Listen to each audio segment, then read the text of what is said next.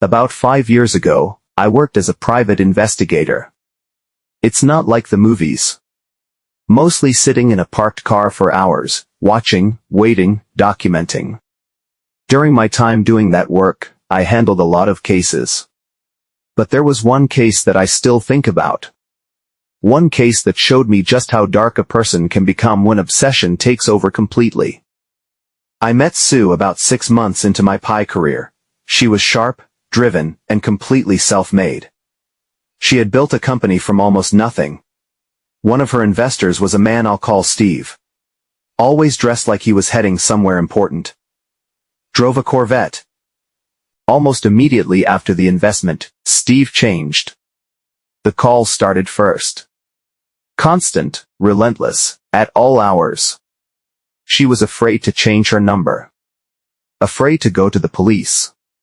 She felt trapped. Then he started showing up. Whenever Sue went on a date, Sue started waking up at night to sounds outside her bedroom window. Footsteps on the pavement below. Everywhere she went she saw his red pickup truck. At her job. Near her apartment. Idling down the block. Then one day, nothing. The truck stopped appearing. The calls stopped. Steve simply vanished. Months passed. Then a year. Then 2. Her business finally took off. She moved to a new house. Started a new chapter. She wanted to pay Steve back every dollar so he would never have anything to hold over her again. She tried his old number. Disconnected. She looked for him on social media. Nothing. It was like he had stepped off the edge of the earth. She was ready to let it go. Then someone knocked on her door at midnight.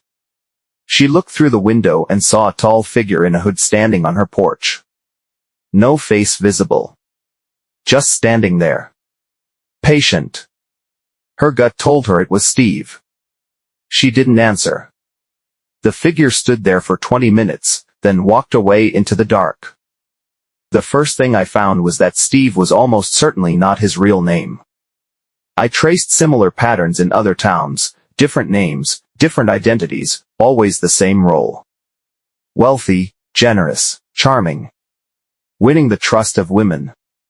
The last recorded activity under any of his names lined up with the last time he contacted Sue. After that, nothing. I staked out her house for several nights. On the third night, at 2 a.m., the knocking started again. I got out of the car. The figure saw me and ran. He was fast, faster than I expected. He disappeared into a heavily wooded area before I could close the distance. At first light I went into the woods. I wasn't walking long when I found it. A small structure built between the trees. I could smell it before I touched the handle. The smell of someone who had been living there for a long time. Stale food and old beer cans covering the floor. Evidence of months of habitation. Maybe longer.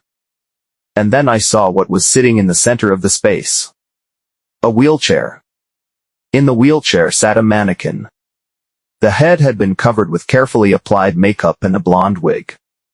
In the mannequin's lap was a photograph, Steve and Sue together, taken back when I called the police immediately. We waited.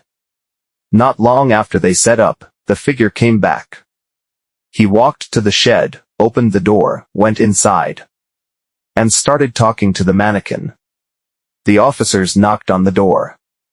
The man inside erupted, screaming, violent, completely unraveled. They couldn't determine how long he'd been living in those woods.